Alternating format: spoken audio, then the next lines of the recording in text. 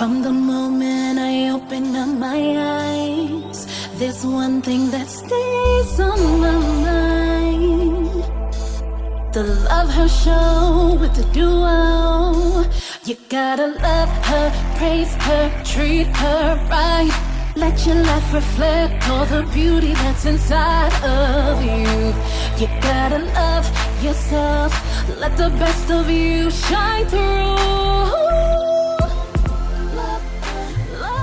Welcome to the Love Her Show with the duo. Welcome back. We're so glad to be back with you another week. I'm Kelli Fisher. I'm Tana Gilmore. And together we're the Matchmaking duo. Wow, so how was your week, Miss Tana? Oh, gosh. It was great. I did a lot of volunteer work this weekend. Those of you who may not know, I volunteer and help at a maternity home for teenage mothers, because I was a teenage mother years and years ago. So I spend a lot of my time helping those young ladies.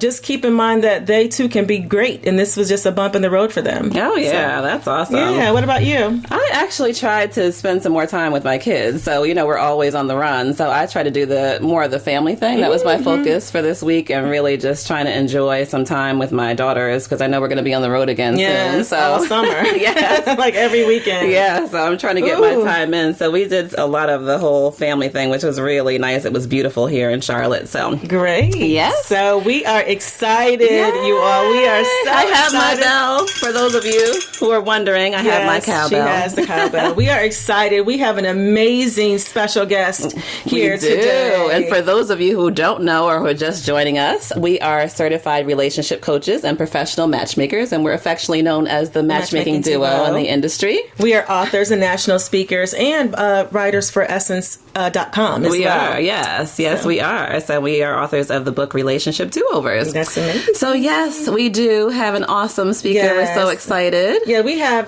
with us today Dr. Tamara Griffin, you all. We're so excited. Those of you who are just joining us who may not know her, Dr. Tamara has been in the field of human sexuality for over 20 years. She has a doctorate in human sexuality, a master of social work from the University of Michigan, a master's of science education at Johns Hopkins University. Dr. Griffin is also, she has certifications in sex therapy, clinical sexology, and erotology. Yes, and I saw that she's also been on Madame Noir, Ebony. It's just the list goes on and on, blackdoctor.org, and the author of countless books and the magazine Our Sexuality. So welcome, Miss Dr. Tamara Griffin. Welcome to the show. Welcome. Thank you. I'm so excited to be here with you all today. Yes, we're excited to have you. Oh my gosh, how many times do we have the issue of sex come up? Tana, all the time. Oh my all goodness. the time. You would not believe, Dr. Tamara, that how many people actually come to us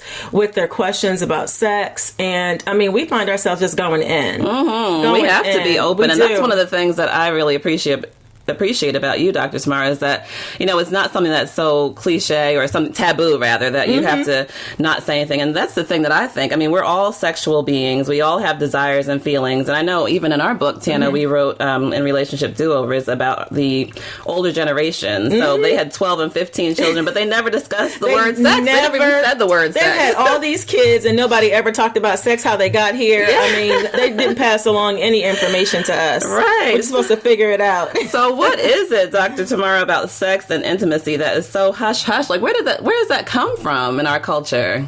Well, I think it actually goes back to the historical framing of sexuality and how society has, we're over-sexualized and undereducated. And it's because the stigma that comes along with sexuality, it's about the taboo of sexuality and all of these negative intergenerational patterns that have been passed down, just like you said in your book. It's been passed down from grandma to mom, now to me, and nobody broke that cycle to really learn, first of all, about sexuality, the comprehensive nature of sexuality. And so because of these things, we don't talk about it. We fear it. We don't understand it. And because of all of this, we tend not to talk about it. We shy away. But again, it's something like everybody's doing, and it's part of who we are. So why not have conversation about what true healthy sexuality is and what it looks like? Right. And it's something that we need. Let's face it, we do. Yes. We were put here to do that, to procreate, and produce. So that's why we're here. Yeah. If we go back to the word. Yeah, I think that's awesome. And I think just you being so open with it just helps a lot, because I know you had a campaign too, like How Dare I Not, or Save Lives. And I think not being educated leads to unwanted pregnancies and AIDS and HIV, just because we are not talking about it. So can you tell us more about that campaign? Because that was a big campaign that we saw online. Yeah, the hashtag How Dare I Not, hashtag I Save Lives campaign, it actually grew out of an article that I wrote for Madame Noir. And at that particular time, the article was talking about truffle butter, because Nicki Minaj had this huge song. Yes, she did. One of the lyrics in the song was talking about truffle butter and, and what that was. And, well, actually, people didn't really understand what it was. And so I kind of broke down the lyrics of the song and what it meant, and talked about anal sex and the dangers of anal sex, the dangers of truffle butter. And I got a lot of feedback on that article. And, people were like, oh my gosh, like, how dare you talk about anal sex, and so on and so forth. And oh my gosh, you're educating people, or you're telling people this and you're telling people that. And I kind of got in my feelings, because normally I don't read the comments that. Right. Yeah, we stopped reading them too. Yeah, I did. And I was like, you know what? How in the heck dare I not talk about sex? Because it can save your life, not just give you pleasure, but it can also save you, save your life. Because if you're engaging in these activities like anal sex unprotected, and you don't understand your risk, you're potentially putting yourself at risk for sexually transmitted infections, HIV, and just a whole bunch of other stuff. And so it's my responsibility to help educate you. Like, I really don't care what sexual behaviors you're engaging in. That's not my place to pass judgment or to even really care about that. All I care about is making sure that you got the information and the tools that you need to make safer and healthier informed decisions. And that means I have to talk about sex in whatever capacity that is. Right. No, that's true. That's great. I mean, you wouldn't believe, like, the women that come to us in their 30s and 40s with little to no experience in sex. They are frightened as they come to us, and they come to us to find love, but they are also afraid because they're embarking on something that's foreign and difficult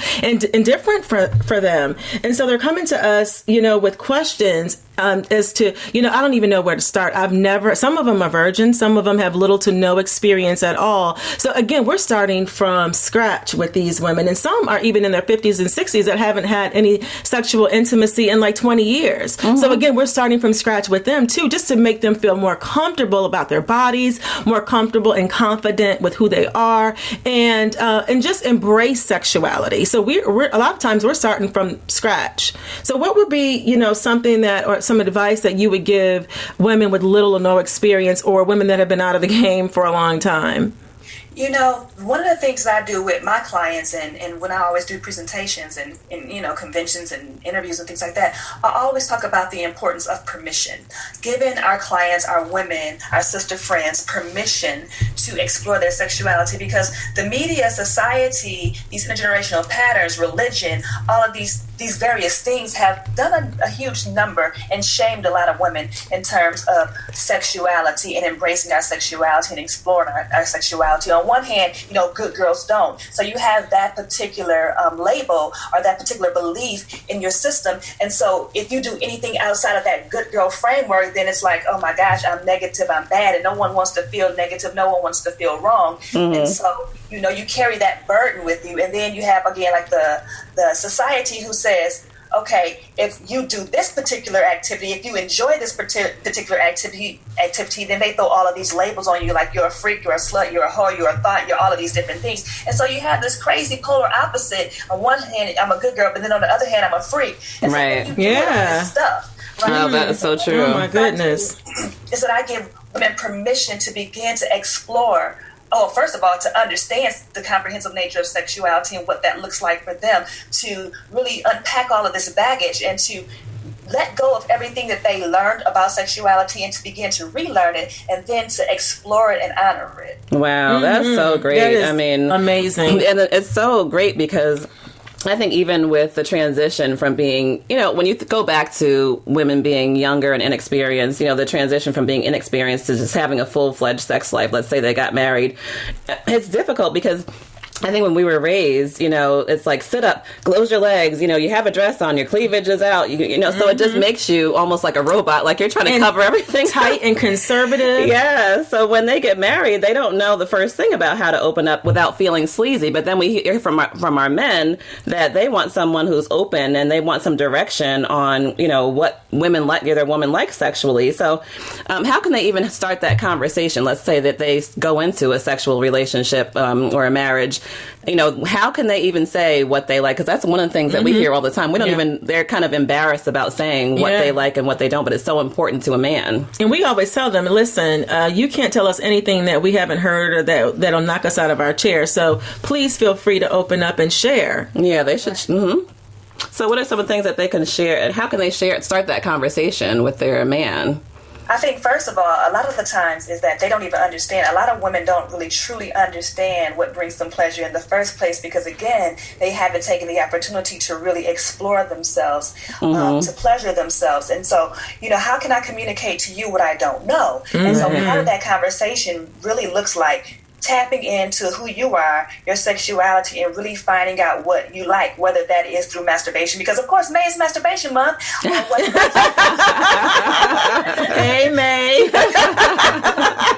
Hey. That's about reading and taking some classes and some workshops and just really, expanding your knowledge base and piquing your curiosity about what you like and learning how to, communicate that. You have to be able to embody that first before you can share that with someone else. And so then it's about really sitting down, and some tools that I use with my clients is to say, hey, I was listening to, this podcast and it was awesome and they were talking about this and they were talking about that. What do you think about that? How do you feel about that? You never want to, accuse someone or tell someone that they're not doing something right because no one wants their... No, that's so true. Men want to do it lovingly, so again, using something like, this show, this podcast and saying, hey, they were talking, the Matchmaking duo was talking about this on, their show today. How do you feel about it? This is how I feel about it. Or, using a book or using a workshop, making it a game, something fun and exciting to do.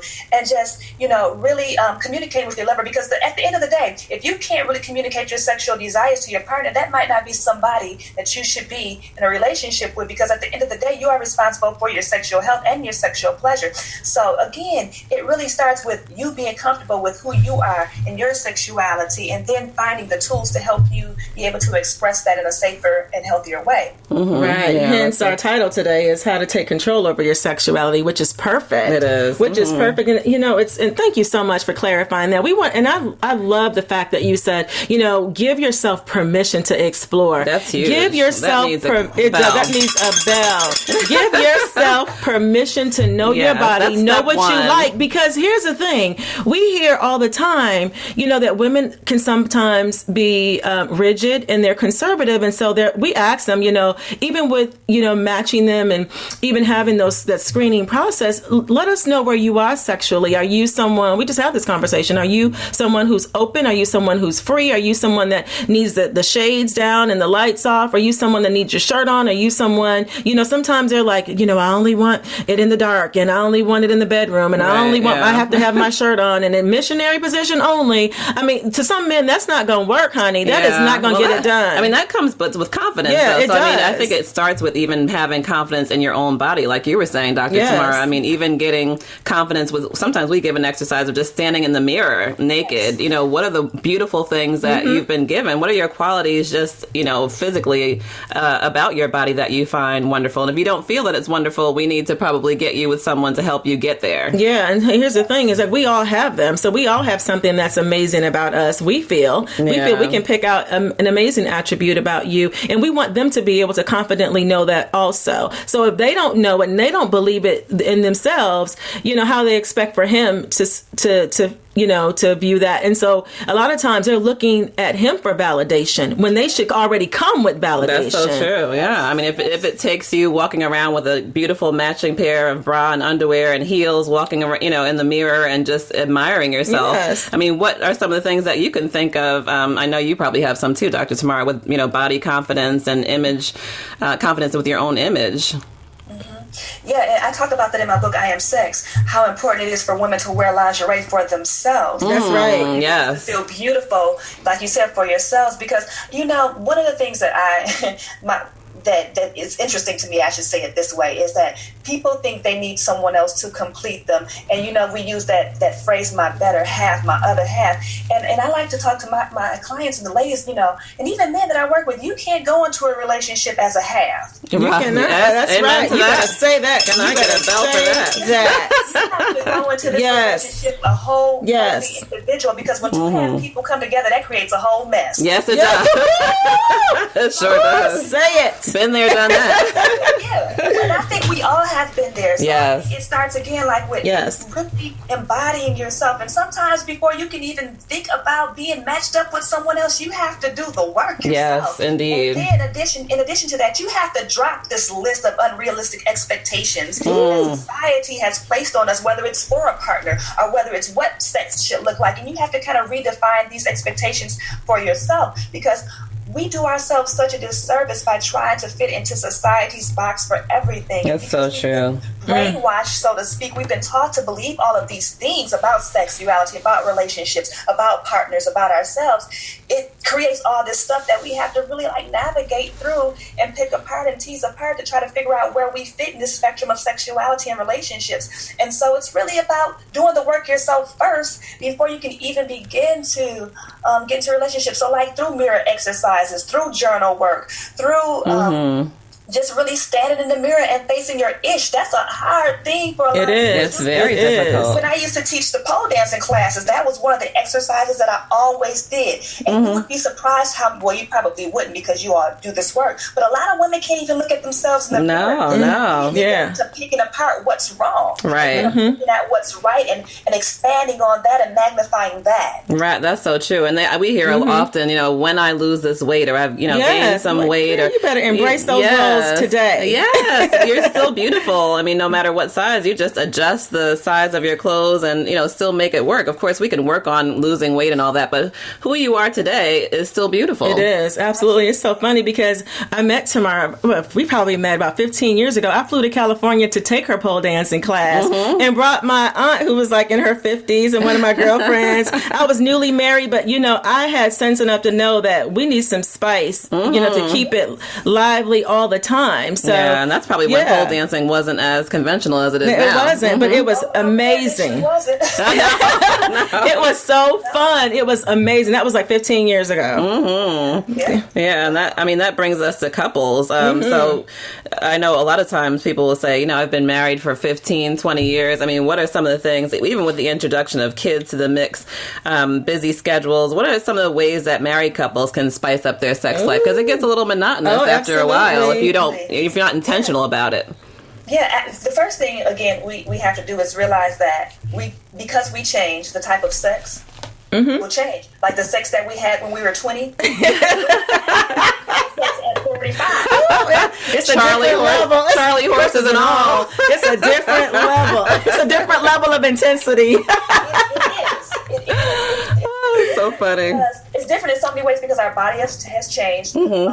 Our relationships have changed. Like you said, for example, we may have not had kids at first when we got married. Now we have 2 or 3. Right. That's in the house, or maybe they're not in the house anymore. So now we're empty nest. Yes. Have an empty nest. Then you have to look at. I might have, gained a little bit of weight, or he may have gained weight. I might have this medical condition. Which if I have a particular medical condition, I may be taking medications that is contributing to desire. Yep. You may have erectile dysfunction. I may have some vaginal drying. So it's about really choreographing your sex life all over again. Because the thing we think is that about sex is that once we start having sex, that's just it. We don't need no education. We don't need to modify anything that we're doing. Everything is working great when it's really not. Right. It's one of these things that we have to continue to develop. It's like a professional development. With our careers, we have to continue to gain knowledge to stay on point. That's so true. Yeah, what you did before doesn't work. Yep. That's that continuing education. Absolutely. And I talk a lot about that, of course, in I Am Sex. Creating your sexual blueprint and learning how to create that sexual choreography between you and your partner, because variety is the spice of life. Yes. If you're not spicing it up, somebody outside will definitely try to step in. This is so true these days. You better say it. They will. They will. Absolutely. It's a new day. Absolutely. It's a new day. That is so true. It is, And so you have to be willing to, look at your current sexual script and see if it's working. And if it's not, you have to revise it. Yeah, make some adjustments. Yes. And going to a workshop, going to see, someone such as yourselves, or coming to see someone like me to help you think of some new, exciting ideas and some ways to spice it up. And you have to, again, drop those preconceived notions about sex toys, about, role play, about these other various things that you may need to help spice up your sex life at that particular moment and space in your relationship. Absolutely. Wow. And know that it's not taboo. I mean, it is, in our culture, it is like, here's the thing. In our culture, it is like deemed taboo. But if you think about it, we have other friends of other ethnicities, and their parents taught them very early on. They taught them very early on about how to be free with it, how to, please your husband, and all of those things, where a lot of times, we weren't taught that. And so, I think it depends on who you are. This next topic is, a touchy subject for some, but it's something that we really, really need to talk about, and it's sexless marriages. Oh, yeah. You would not be surprised. I mean, you would be surprised. Our listeners wouldn't be surprised how many couples that we know personally and that have come to us that have not had sex in many, many years. And I know they started out having it, but the problem is that they're not having it now. There's a disconnect somewhere. I don't know if some trust happened, or again, like you wait or whatever it is. But how can we help these couples today? Because we have to address this. It breaks our heart. It does, and some of it sometimes is either porn. Porn has come in and taken the place of the desire for their wife. Like you said, sometimes it could be medication. It could be all types of things. So, and then just not scheduling it and having that communication in the relationship. So, have you heard a lot of that come to you? I'm sure. And how can we help them? Maybe one thing. What's interesting enough is that when couples usually present to me with what they consider to be an issue of discrepancy in terms of desire, usually when you get to it, it's really not the root cause of the issue. There's something in life that has happened that they need to truly work on and be honest with themselves and address that particular issue, because there's very few. What's really interesting is that there's very few what we call true sex therapy issues. Usually there's a root cause, and someone such as myself, because I specialize in sex therapy, but I have that mental health background as well. I'm able to then tease out the root cause. Oh, that's great. That's a great combination. That's amazing. And so thank you so much. And so usually there's some root cause, like you said. There could be some trust issues. There could be the fact that over the time I've just built up some resentment towards my partner because he or she is not doing what they used to do around the house, or there could be some resentment because my partner is moving on in their career and their educational advancement, and I'm stuck in this rut for whatever reason. Yeah. It could be medical issues. It could be, like you said, a whole host of issues. And really, in order to begin to put that spark back in the relationship, you have to address that root cause. Because if I don't trust you, if I have some resentment built up towards you, the last thing I'm thinking about is having sex with you. That's right. So true. That's right. That's so true. So you have to address whatever the root cause of that issue that's presenting or manifesting itself as something sexually. Yes. And move forward. Yeah, that's right. So we true. Completely agree with that. Again, it's not taboo to get some help. I mean, we would encourage all of our listeners to reach out to someone like Dr. Tamara. I think in mental health, we talk about this all the time. There's usually a stigma against that. There's nothing wrong with reaching out and getting help, because at the end of the day, you want your marriage to work. You do. You do. And you need the help. So why not go to an expert? This is not your lane. It's, even though you don't have the answers to this particular problem, you're not supposed to. So seek a professional that does and that can help you. Yes. And you know what? And I just got to jump in there really quickly about mental health therapy, because especially in communities of colors, it's very stigmatized. And sometimes we want to go to our pastor, which is fine. Sometimes your pastor or your clergy, your leader, does not have all the tools necessary in order to really dig down deep and help do the mental health work with you. Like, for example, in my book, Live Inspired, Feel Empowered, I talk about the importance of therapy and the work that I did, to coming out of an abusive relationship. Actually, not just a relationship, but a marriage.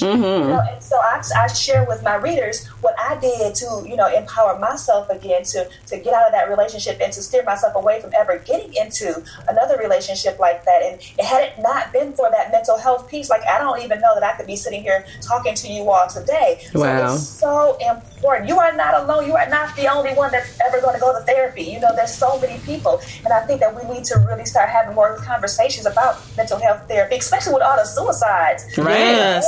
That's so true. Relationships, these, murder, suicide situations, going on recently in the news. We need to talk about the importance of mental health and validate it as something that's very effective. Yeah, that's so true. Mm-hmm. We want you to be free. Yes, so right. whatever that takes, we want you to live free. We want you to get over whatever it is with some help and be able to work through those issues. Right. So I think whatever the issue might be, once you work through that, think of how awesome it'll be to get back to where you started, and then even have a better connection and a better sex life, and I think emotional connection. Yeah, and then you have more of an understanding with each other, and that you all have overcome that. And I'm telling you, there's nothing like sex when you have overcome something together. It makes it that much better. Yes, it's a deeper connection. It is everything. So yeah. Definitely. And even for singles, I know, and we want to bring a question for singles. So I know that you said on social media recently that you're talking about celibacy being more prevalent these days, and we're hearing a lot from our clients as well. Because they get either confused from the 60-day rule, the 90-day rule. They've had plenty of failed relationships, and some are just resolving to get closer to God and letting Him bring the right person. So, in your opinion, what's the right way to share with a man that, you're celibate now, but you'll be open to exploring when you get married? I think that's really where people are getting stuck.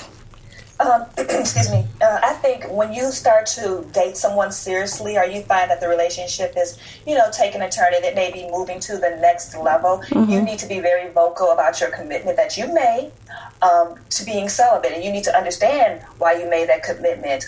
Because again, man, sex is so powerful. It is. It's such an experience. And when you cross that line, I'll say that line, that boundary that you've created for yourself, you may find yourself in a space that you don't want to be, and now you're experiencing more guilt and more shame because you broke that vow of commitment to yourself. That's right. So it's really about not putting yourself in that space to be sexual, and if you are in that space to be sexual, really finding out what your triggers are and finding ways to avoid those particular triggers in terms of what makes you feel sexual. But again, that conversation must take place, somewhere near the beginning of definitely. We agree. We agree. It starts to move towards that way, because it's about being honest and letting this person know, hey, here's where I am, because you certainly don't want to spend time building a relationship with someone who's not going to respect where you are and in your space and in terms of being celibacy. And if, talking to that person in the beginning will help you see, is this somebody that I need to invest all this time in? Right. And now all of a sudden they don't respect what I'm doing. That's right. So it needs to take place at the beginning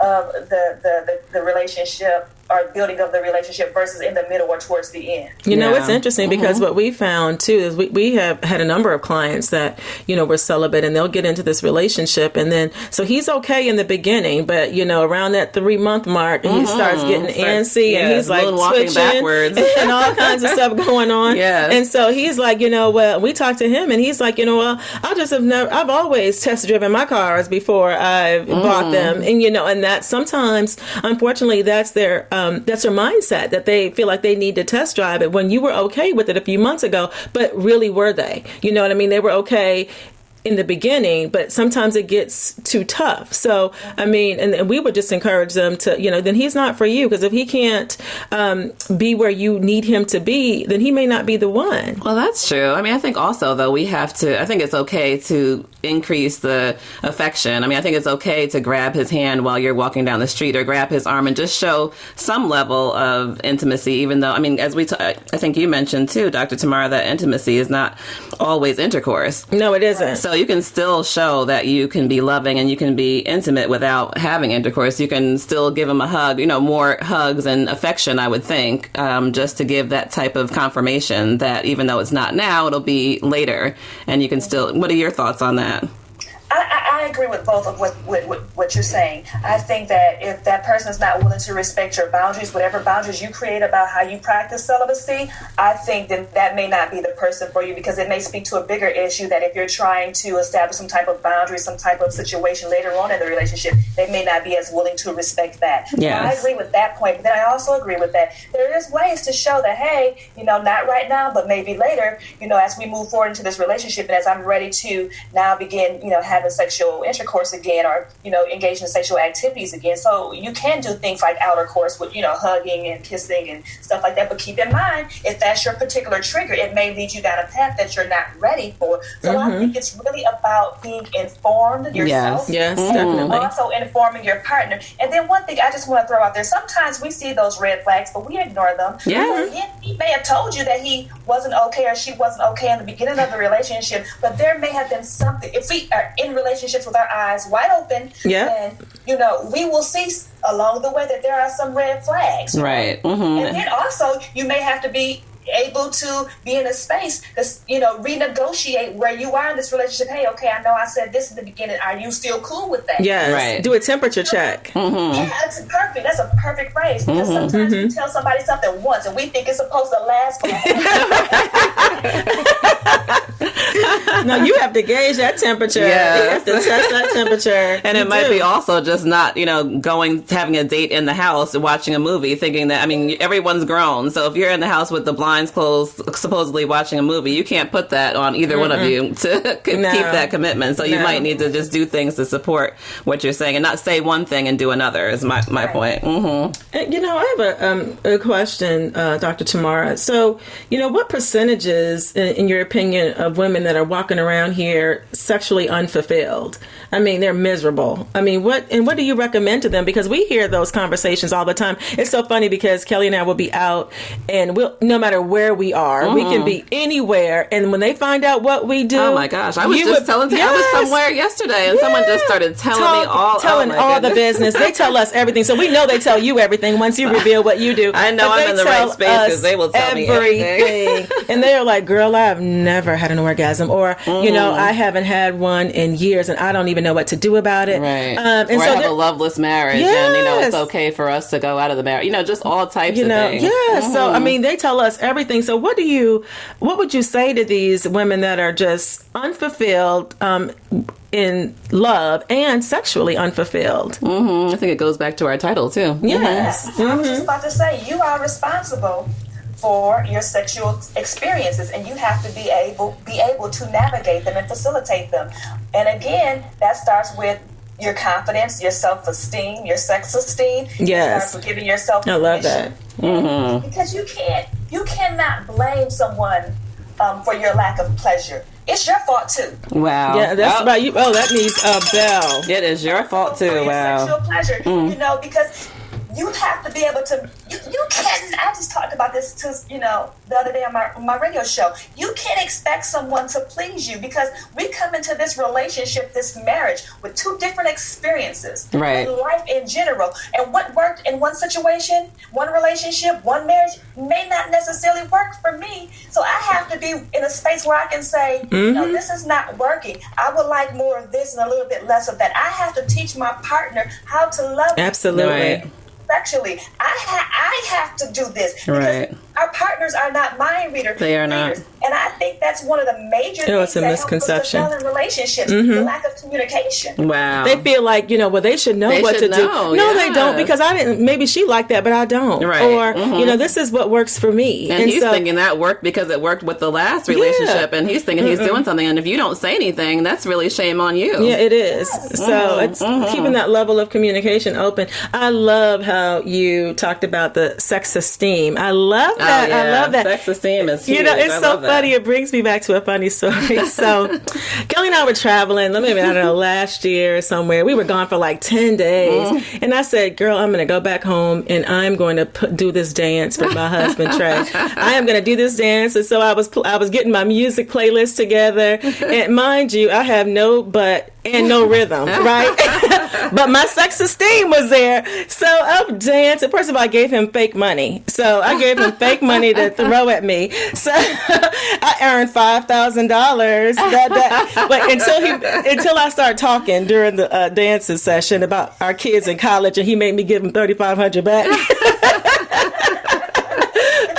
But I think those are the things that some of the things that you have to do to increase the spice and just to break up the monotony. It's so important. And we can ask our audience, if we all think about it, what is your sex esteem today?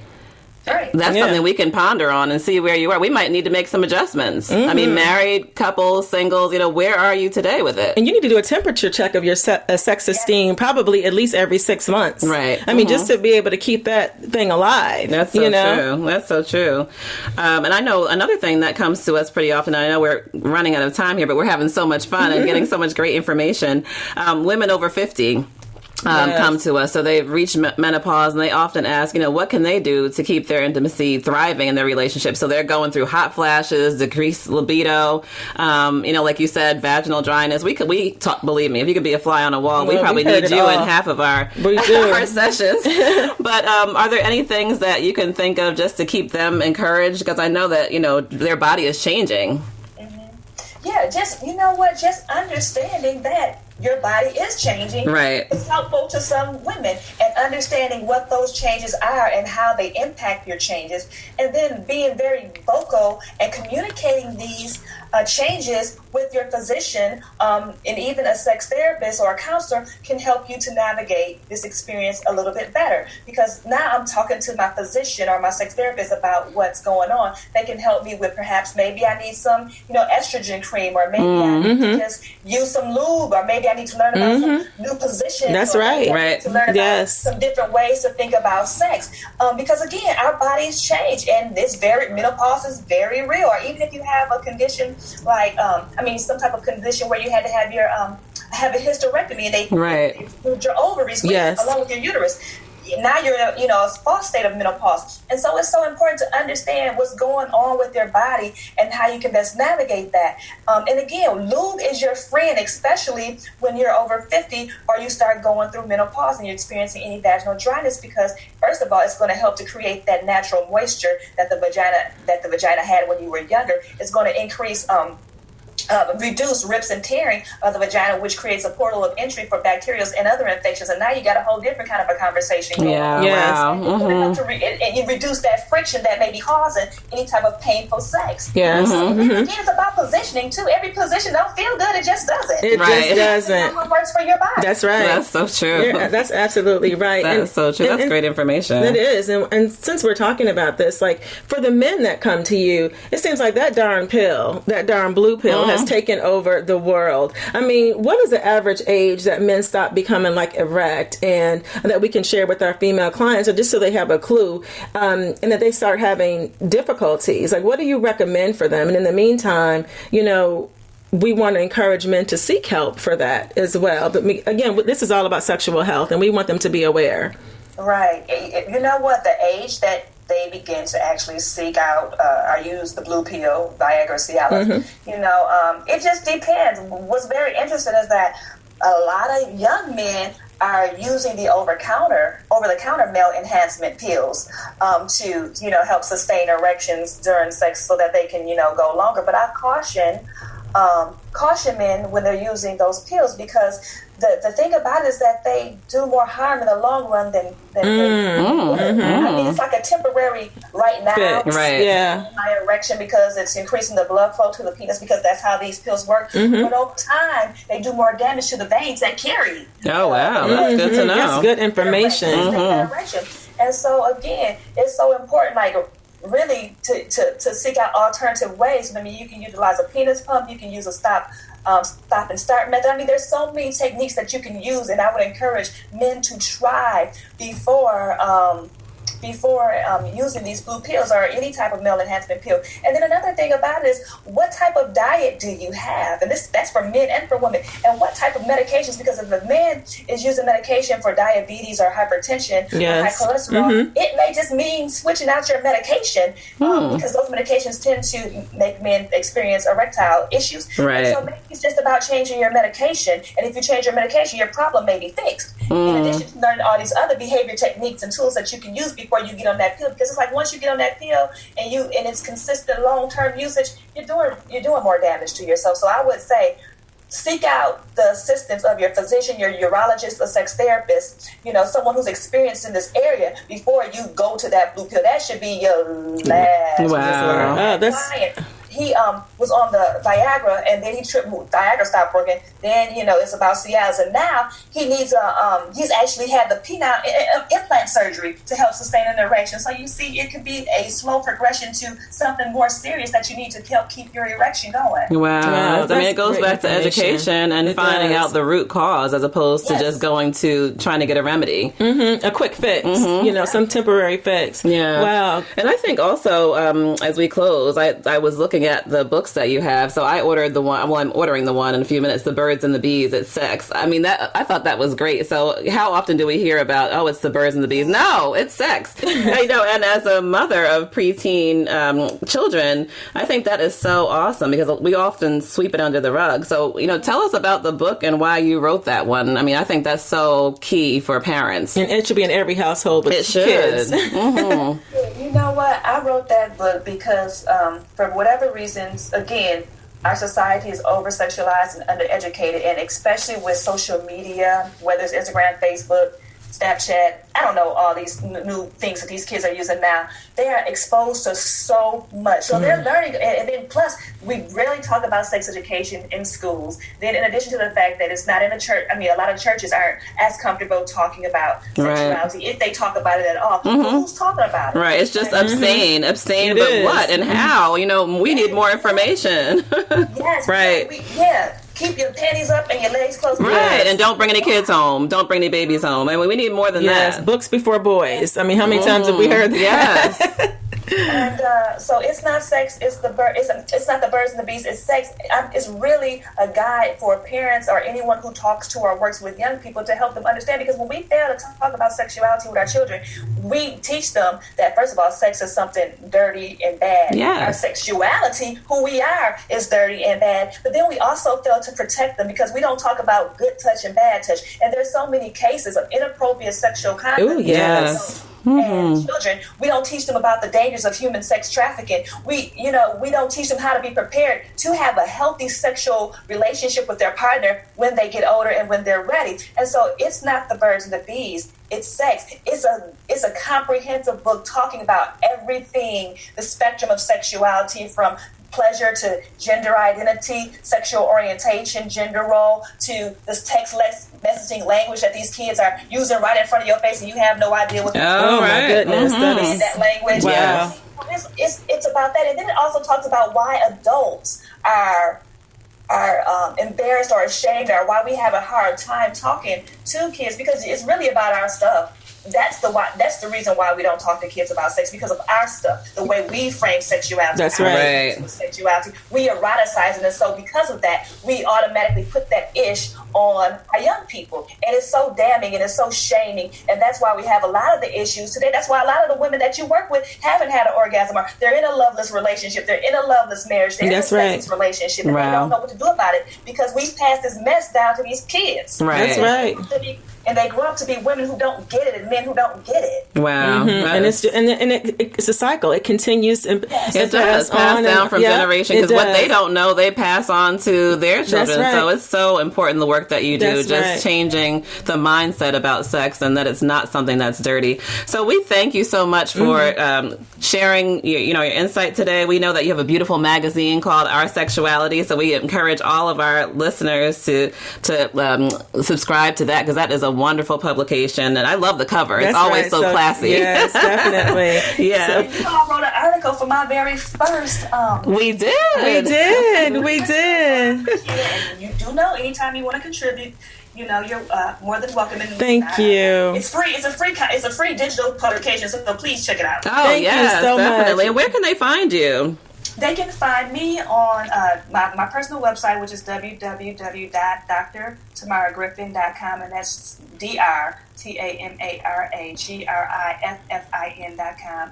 And then I'm on all social media, but I must admit that I'm most active on Facebook and Instagram. Oh, awesome. Wonderful. Thank you. So you heard it here. Thank you so much for joining us. You all, please subscribe to her, follow her. That was such great information. Contact her. You have been amazing. Yes, thank you. Thank you for being a guest for us today. Yes, we'll see you soon. And for all those of you who are listening, also follow us on the Matchmaking Duo on all of our social media and our website, thematchmakingduo.com.